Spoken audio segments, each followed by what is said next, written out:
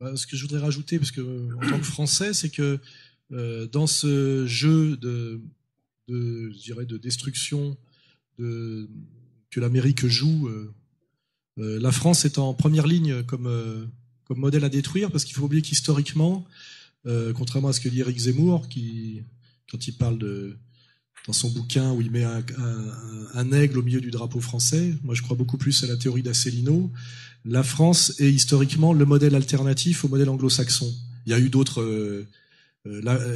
j'ai un très grand respect pour l'Italie, pour l'Espagne, etc. Mais la France a été le dernier pays, historiquement, qui a tenu tête à l'Angleterre. Et la défaite de la France s'est jouée de très peu face à l'Angleterre. Elle s'est jouée sous Louis XV, elle s'est jouée sous Napoléon. Et la France est là on va parler d'alternatives culturelles, parce que ça existe aussi. La France est le modèle alternatif au modèle anglo-saxon. Hein, ce que j'appelle le génie français. Et on voit aujourd'hui que, malheureusement, pour des raisons, on pourrait faire de la sociologie, toutes nos élites sont des traîtres au génie français et sont là pour accélérer son éradication, pour qu'on oublie, chez nous et à l'étranger, que la France peut être un modèle alternatif, modèle d'accélération, et un modèle, je dirais, moderne, pas un modèle comment dirais-je, qui renverrait comme de chez Guénon, à dire voilà l'Orient contre l'Occident, mais un modèle à l'intérieur de l'Occident qui était un modèle alternatif au niveau du droit. Au niveau du droit des affaires, au niveau du droit de propriété culturelle, etc., etc.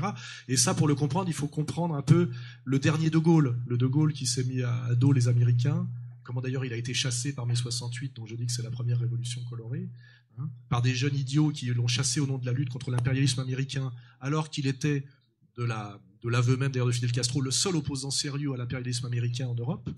Et là, on voit les manipulations, on prend toujours la bêtise adolescente. Il faut toujours se méfier des politiques qui s'appuient sur les femmes et les jeunes. En général, ce sont pires que des démagogues, ce sont des manipulateurs. Car historiquement, c'est facile à démontrer, c'est pas de l'agressivité. Les femmes et les jeunes étant les plus loin de l'appareil de production et de l'histoire de la production, les jeunes par leur âge et les femmes par leur entrée récente dans le monde du travail, plus d'autres aspects de psychologie que j'ai développés dans la sociologie, vers la féminisation, sont les plus manipulables politiquement. Voilà. Donc, rappelez-vous que c'est Giscard qui a baissé l'âge électoral, c'est toujours les réactionnaires qui le font, et que on s'est très longtemps opposé au vote des femmes en France, parce qu'on savait que à l'époque où la femme était encore sous le contrôle de son curé de village par la confession, ça maintiendrait le pouvoir dans la droite catholique de province, et que c'est la gauche en fait qui ne voulait pas du vote des femmes, parce que ça gênait la prise du pouvoir par la gauche urbaine, vous voyez, c'est l'ancêtre de ce qui amène le boboïsme et le libéralisme libertaire. Voilà. Donc on a ce combat culturel de fond qui est mené aujourd'hui contre le génie français, qu'on peut comprendre effectivement par De Gaulle. Quand De Gaulle fait le discours de Phnom Penh, le discours de Québec, et qui rappelle qu'effectivement à l'époque c'était ni URSS ni les États-Unis, ni socialisme ni Amérique, mais la troisième voie française, et qu'on montrait aussi comme modèle d'émancipation pour les pays du tiers-monde, pour les pays d'Amérique du Sud, d'où encore un certain prestige résiduel dans le monde arabe et en Amérique du Sud à cause de la manière dont De Gaulle a su remanifier après la 4ème République, qui était déjà une période de trahison totale du génie français par des élites totalement passées sous contrôle, on va dire, anglo-sioniste. Il y a eu ce petit rebond de Gaulle, qui est le De Gaulle que je respecte, qui est plus ce De Gaulle-là que celui de 40, qui est plus de la stratégie de communication. Ce De Gaulle qui, effectivement, a essayé de chasser les bases de l'OTAN, chasser les bases américaines, sortir de l'OTAN, et proposer ce modèle de troisième voie qui est un modèle, je dirais, contre-impérial, c'est-à-dire que la France, historiquement, a toujours résisté à l'Empire romain germanique ou à l'Empire anglais, c'est-à-dire effectivement à ceux qui ont la vocation à régner sur le nomos de la terre, c'est-à-dire l'Europe, et ceux qui ont vocation à régner sur le monde des mers, l'Angleterre. Et la France a toujours été ce pays qui a un pied dans l'eau et un pied dans l'Europe, en plus un pied dans la Méditerranée. La géographie explique la géopolitique. Un pays se comprend par sa géographie, qui a toujours été cette espèce de chose étrange et fragile, mais qui était une alternative. Et je pense qu'aujourd'hui, c'est pas pour rien que dans les programmes d'histoire, on essaie de faire oublier que la France a existé, en supprimant Napoléon, Louis XIV, etc. On essaie de nous éduquer à la fois dans une culpabilité totale du génie français par la diabolisation de la colonisation, etc., la collaboration, etc.,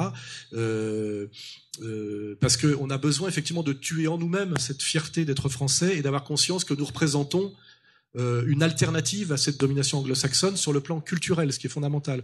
Et n'oubliez pas que la langue diplomatique jusqu'au traité de Versailles était la langue française, que à l'époque où nous étions la grande nation, c'est-à-dire l'ironie française était le code d'intelligence des cours européennes, que jusqu'à la mise à mort de Nicolas II par les bolcheviks, la langue de la cour de Russie était le français, c'est-à-dire que nous jouissions d'un très très grand prestige qui a été détruit jour après jour, malgré certaines résistances, par cette perfide Albion, cet éternel perfide Albion. Et malheureusement, aujourd'hui, nous sommes passés à une phase où nos élites, soit traîtres, ont intégré cette soumission.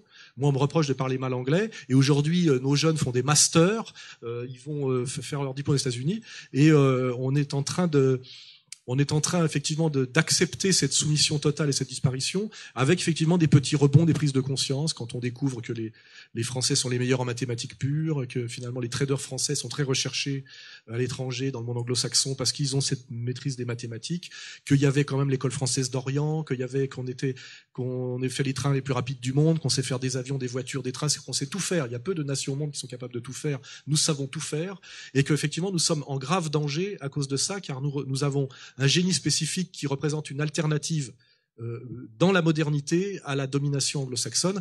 Et dans cette mise au pas du monde, il y a les ennemis lointains comme la Chine, les ennemis lointains comme la Russie, mais il y a cette mise à mort quotidienne, violente et perverse, de la France, de son génie et de son modèle alternatif par la domination anglo-saxonne, qui passe aussi d'ailleurs par la communauté juive. Un juif est qu'un type qui est en France et qui regarde entre Tel Aviv et New York. En général, il pense que la France c'est de la merde, et nous ont bien éduqués dans cette honte au niveau notamment de la production du spectacle et du show business.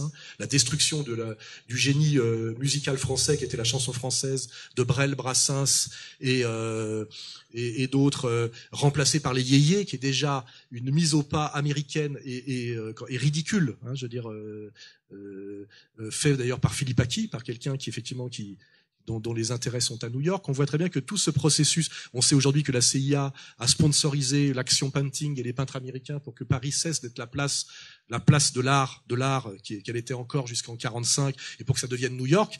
Et c'est là qu'on ne peut comprendre.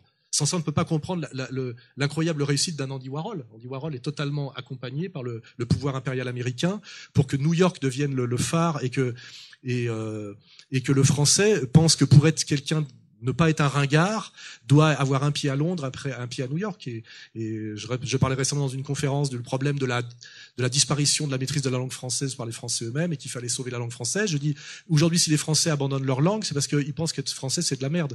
Et que si on ne renoue pas avec la fierté de ce que c'est que l'histoire de France, comme production de génie dans l'histoire, etc., on ne peut pas non plus vouloir défendre sa langue et qui exprime ce génie, vous voyez. Et ça, c'est un combat fondamental, parce que c'est un combat culturel. C'est que les élites françaises dissidentes aujourd'hui doivent absolument mener ce combat, qui n'est pas du tout un combat d'arrière-garde ou un combat narcissique. C'est de dire, la France est une très grande nation avec une très grande culture. Elle a produit dans l'époque moderne, c'est-à-dire au XVIIe et XVIIIe siècle, un modèle alternatif au modèle anglo-saxon. Elle a certes été vaincue militairement, mais elle est toujours une alternative à ce monde anglo-saxon du mercantilisme, d'une certaine laideur, d'une certaine vulgarité, et qu'il ne faut pas l'oublier. Or, effectivement, toutes nos élites sont payées pour nous le faire oublier, payées pour liquider cette chose, et nos jeunes, souvent, qui se croient révolutionnaires et qui veulent être subversifs, au lieu de s'appuyer sur leur génie propre, qui est le génie français, vont chercher systématiquement leur modèle ailleurs. Rappelons-nous le travail très destructeur des maoïstes. C'est pas pour rien que les maoïstes étaient pro-chinois, vous voyez. C'est parce qu'il fallait toujours, effectivement, aller chercher les modèles ailleurs. Et quand De Gaulle disait, finalement, je suis un révolutionnaire français qui s'appuie sur une tradition d'insoumission française aux empires, puisque la France a toujours résisté par des alliances inédites, notamment quand François Ier s'allie à Suleiman le Magnifique, je crois.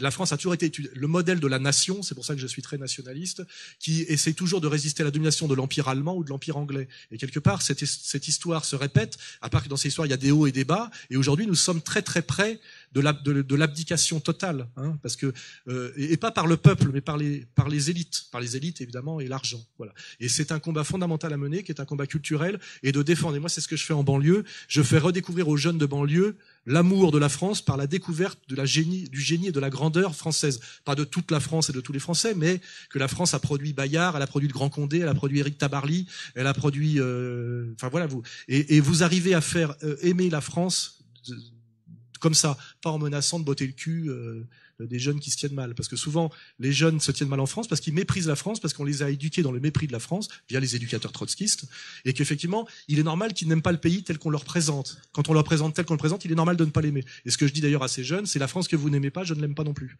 Mais il y en a une autre qu'on vous a cachée, et c'est la vraie, la grande France, etc. Et là, d'un seul coup, tout change, vous voyez, et c'est fondamental. Voilà. Alors évidemment, c'est pas italien, mais je pense que les Italiens peuvent avoir le même combat, non, d'une certaine façon. Il est évident que, notamment tu parles de l'épopée napoléonienne, chaque fois que la France a voulu jouer le jeu, s'est pris pour un empire, elle s'est cassée la gueule, elle est tombée plus bas qu'avant le début de son épopée. Et l'aigle n'est pas du tout le symbole de la France. Quand on met un aigle au milieu du drapeau français, c'est qu'on sort du logiciel français. Et il est évident que quand je dis que la France doit reprendre conscience de son génie, c'est dans le but d'une coopération des nations européennes qui sont des nations. L'Espagne est une très grande nation qui a dominé le monde au XVIe siècle. L'Italie est une très grande nation qui a dominé le monde pendant des siècles et des siècles. C'est l'Empire romain. La France a été la grande nation du XVIIe et du XVIIIe, l'Allemagne du XIXe et du début du XXe, et qu'on parle bien effectivement d'une